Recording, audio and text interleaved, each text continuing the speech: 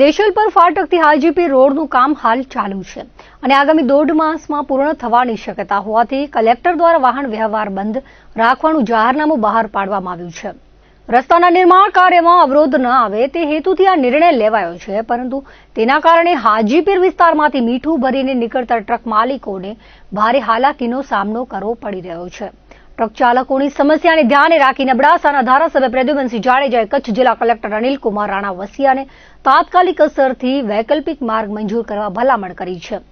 ધારાસભ્ય જાડેજાએ રજૂઆત કરી હતી। ભરેલી ટ્રકો માટે હાજીપીરથી લાખા પર થઈને ગડુલીનો રૂટ અને ખાલી ટ્રકો માટે દયા પરથી મેઘપર થઈને નરાનો રૂટ શરૂ કરવામાં આવે। આ વૈકલ્પિક રૂટની મંજૂરી મળવાથી નમક પરિવહન સરળ બનશે। રસ્તાના ચાલુ કામકાજમાં પણ કોઈ વિઘ્ન ઊભું થશે નહીં। તેમણે જૂના જાહેરનામામાં જરૂરી ફેરફાર કરી નવું જાહેરનામું બહાર પાડવા અનુરોધ કર્યો હતો।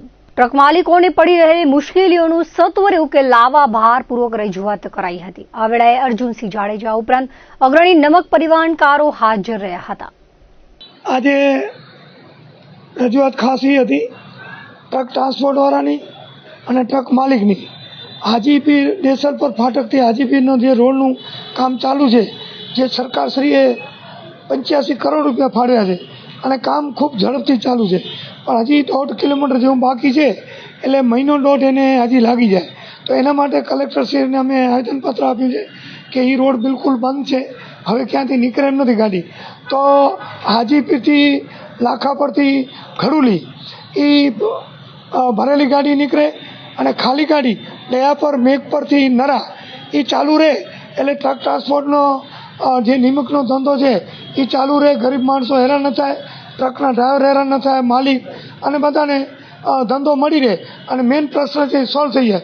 કારણ કે આ રસ્તામાં તે કામ ચાલુ હોય, અહીંયા ગાડી બીજું કોઈ વાહન વ્યવહાર બંધ રાખવામાં નકા કામમાં મજા ના આવે ને ડિસ્ટર્બ કરે। અને આમ જો ભુજ થઈને આજે ખાવડાથી પાછી ફરીને જાય તો એને 200 કિલોમીટર જખૌનો વધી જાય। તો અહીંયાથી આ રોડ સરકારી છે, જાહેર રોડ છે અને એની મંજૂરી જાહેરનામું બહાર પાડે એવું ટ્રક ટ્રાન્સપોર્ટનું, ટ્રક માલિકનું અને ધારાસભ્ય તરીકે મેં આપણા જિલ્લા કલેક્ટર સાહેબને આવેદનપત્ર આપેલું છે।